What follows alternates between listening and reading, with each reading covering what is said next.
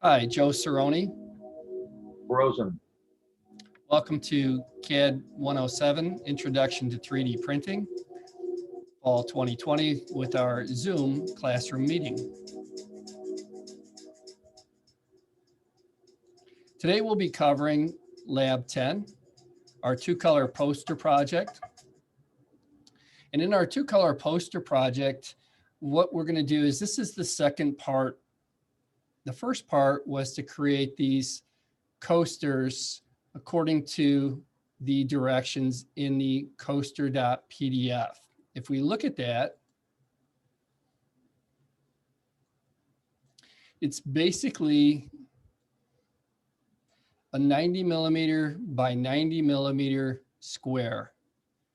And then you can draw these different shapes as you see fit. And then we'll also create the coaster holder, which will be also modeled according to these dimensions. And we'll print these coasters and we'll have those set for you to pick up. We have a student file for the second part of the project. We're going to do a two-color coaster. And if you want, you can do them out of order. You can do the second one first and then save it. And so if we take a look at the student file, we can click here and open that file. And so here is our coaster file. I'm going to turn on my line weights. Makes it a little easier to see. We have the instructions here. It says extrude or press pull the coaster base 2.5 millimeters down in the Z axis. And so the way we're going to do that is we're going to extrude these down. I tried using press pull and I had a little difficulty with these two leaves, and I'll show you what I mean.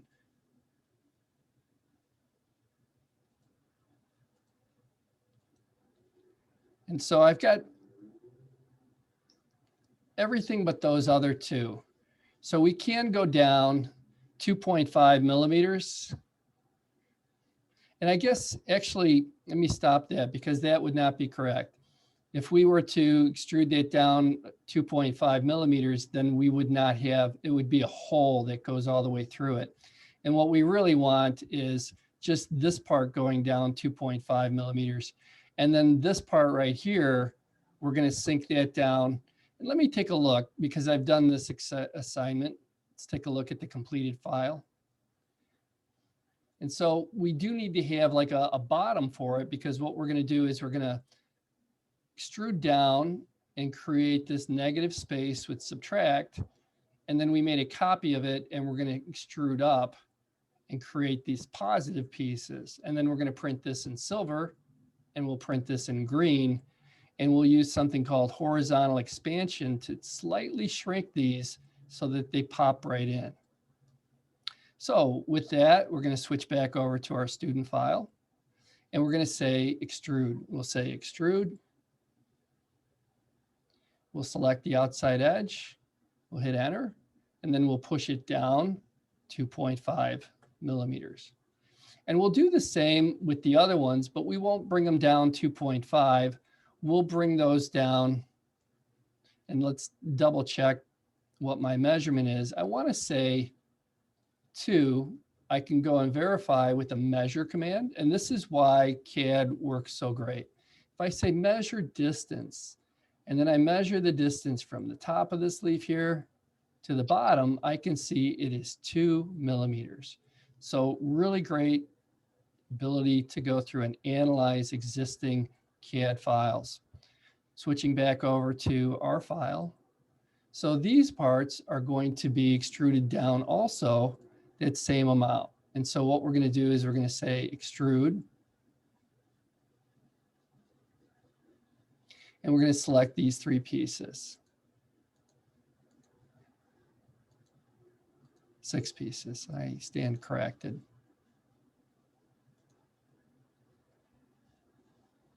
And we'll go down in this direction 2 millimeters. If we change to a conceptual view, we can see that they both occupy the same space. So then we need to use the subtract command. Now you might be saying, why are you typing all these in? Why don't you just change the workspace over? Well, that's a good question. We can go to the 3D modeling workspace, and then those commands are right here. So switching workspace is definitely not a bad idea. And then we'll take these and we'll subtract these shapes from here. To subtract them, we'll go to the subtract command, or you can just type subtract. We'll select the large piece, hit enter, and then we'll select the components of that. So we'll select this. And you can see I'm having a little difficulty with it, so I'm going to bail out of it. When I say difficulty, what's happening is I'm getting the large shape of the coaster, and you can't subtract it from itself. So when I say subtract, I select the coaster, hit enter, and then I subtract the leaves. And in wireframe, it's just easier to see. Verify by changing to a conceptual view. And you can see now that this is all set to be able to then receive the leaf. So once we have that, we're going to go over to the next part of it, and we're going to extrude these 1.5 millimeters. And you might say, well, hey, you know, it seems like it's a little bit less, and it is. But what I found was when I printed them, that was, with the tolerance, a nice smooth surface. Otherwise, what happens is you have the leaf sticking out, and when you put your cool beverage on it, it's not flat. And so we're going to extrude the leaves up in the positive z-axis 1.5 millimeters. So again, we'll get the extrude command, and then we'll select these geometries. I'll do one first just to show you. And this time we're not going to go in the negative z, we're going to go in the positive z. And we're going to type in 1.5. And then we're going to repeat that command for the other pieces.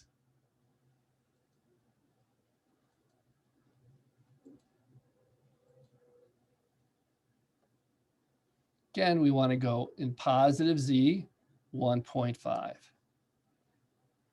We'll save the file.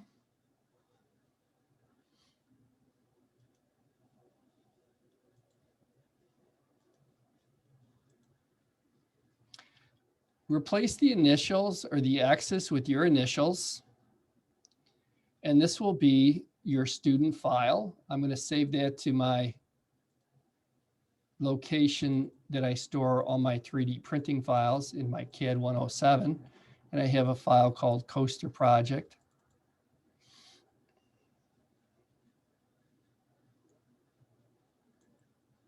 And then we will export these files so that we can then import them into the slicer. So we'll say export. And we'll export the top of it. And what I'm going to do is I'm going to say JC-coaster base. It's going to be an STL file. And I'll select this and hit enter. And then I'll repeat the command by right-clicking and selecting repeat export. And then I'll change this one to JC-coaster leaf. And I'll save that.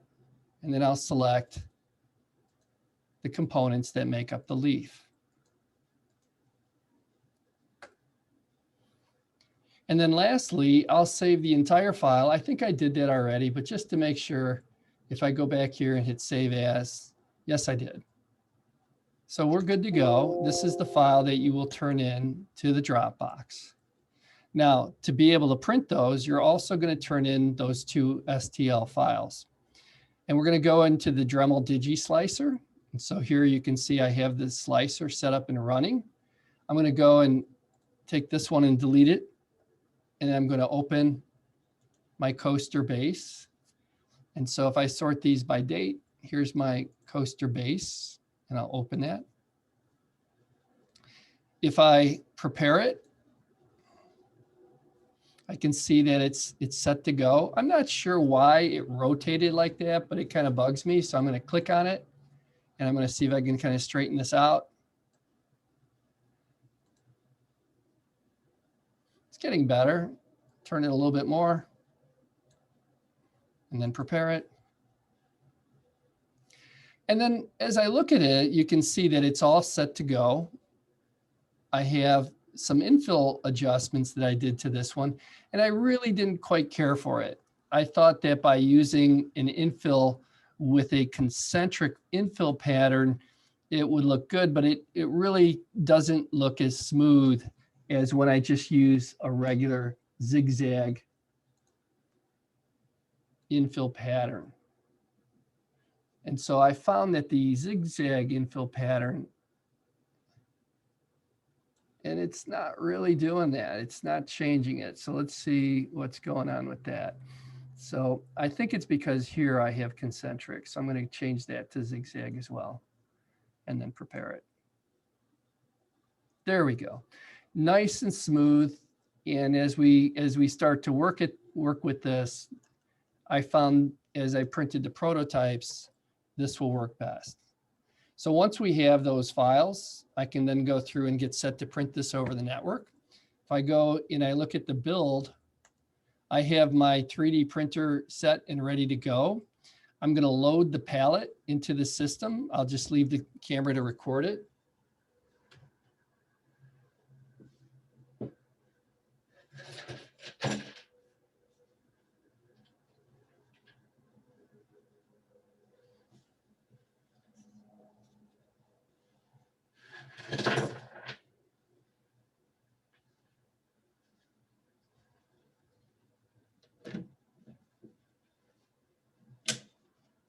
Now with the palette, what we want to do here is we want to put some glue on it. And so I have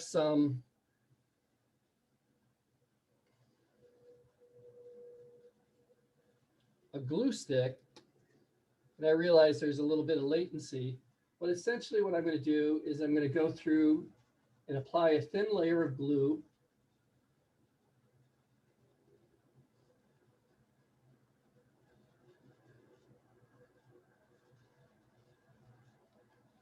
to the palette.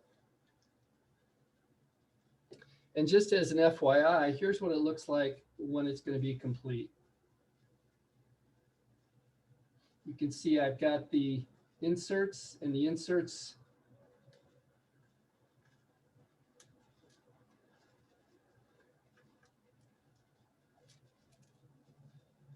are set so that I'll print those in green. And then when I pop them in place, it's nice and smooth. So with that, I can set this up to print. And as I go through to prepare it, I have a couple of different options. One is to print it over the network. And I prefer to print them to a USB because by using a USB, it doesn't tie up my computer. So what I'll do is I'll plug a USB into my laptop.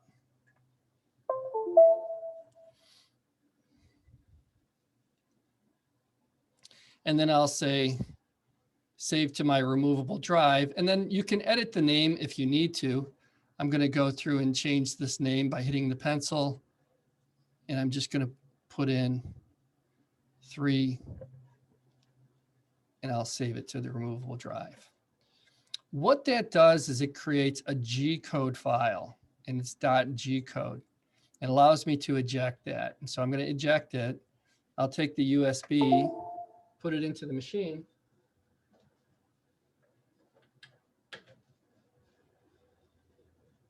Select build.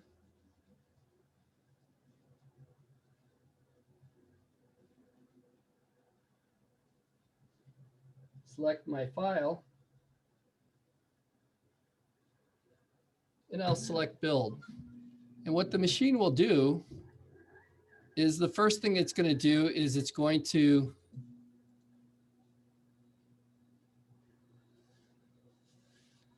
level the palette. And so the palette will rise up.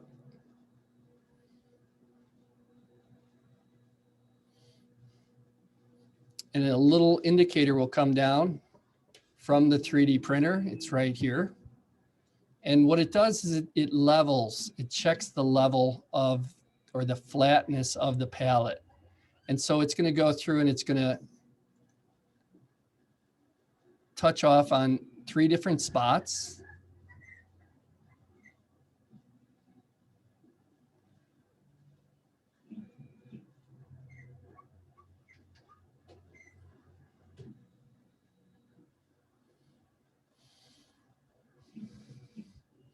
And then it'll do 3 more and 3 more. I believe it takes 9 spots total and checks the levelness of it.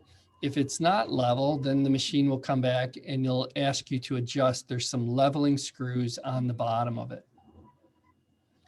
So with that, I'm going to pause the video until it starts to print. Resuming. So we've gone and we've prepared our coaster for printing. We brought it into the Dremel slicer and we set the infill to be zigzag. And I set the material to be PLA. And this is set at low quality or 0.3 millimeters, which is fine. The higher the quality, the longer it takes. And so as it goes through and creates these files, it will create a slice. And this is 8 slices to build this. If I go through, I can see the layers. And so if you click on this eye, here's my first layer, second layer, third layer, etc. And so it's going to go through and be set up to print this. And I have only printed the one. I could have printed the other oak leaf with it, but they would be the same color, which would kind of negate the purpose because I'd have a green and another green. So what I'm going to do is I'm going to change the filament and print the base in one color and the leaves in another color. Switching back to camera view. The camera view gives us the information about the filament. They have an RFID chip, which detects the type of material. It tells you what the nozzle temperature is, the platform temperature, the chamber temperature, the door status, whether it's open or closed. If somebody walks up and opens the door, the indicator should change. There it is, open. And now it's going through its preheating. So we'll see these temperatures go up about 1 or 2 degrees per second. And they're going to go up to a total of 230 degrees Celsius for the nozzle temperature. So we're going to pause while it gets up to temperature.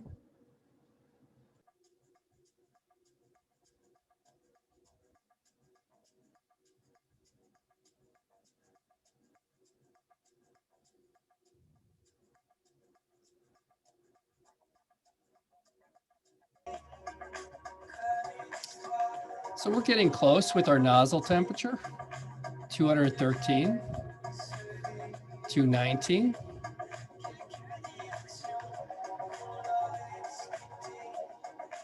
And so when we get to 230, I think I might have said 220, it's 230.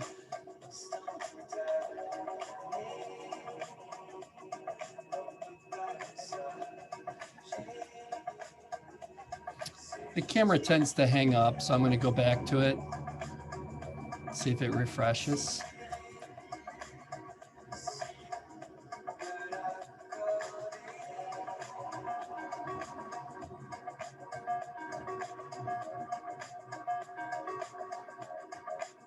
And so you can see it's laying down the brim.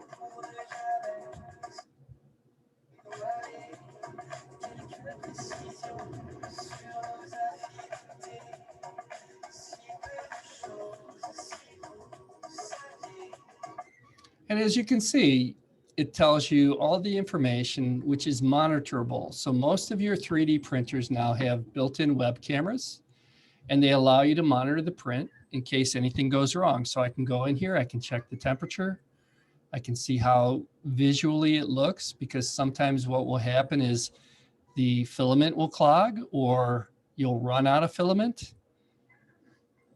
And we'll come back to this in 1 hour and 5 minutes, and we'll have our base created. So with that, that ends our basic assignment for creating the coaster project. We'll print the other one with a different color material, and then we'll snap them together, and everybody can then put them on their coffee table.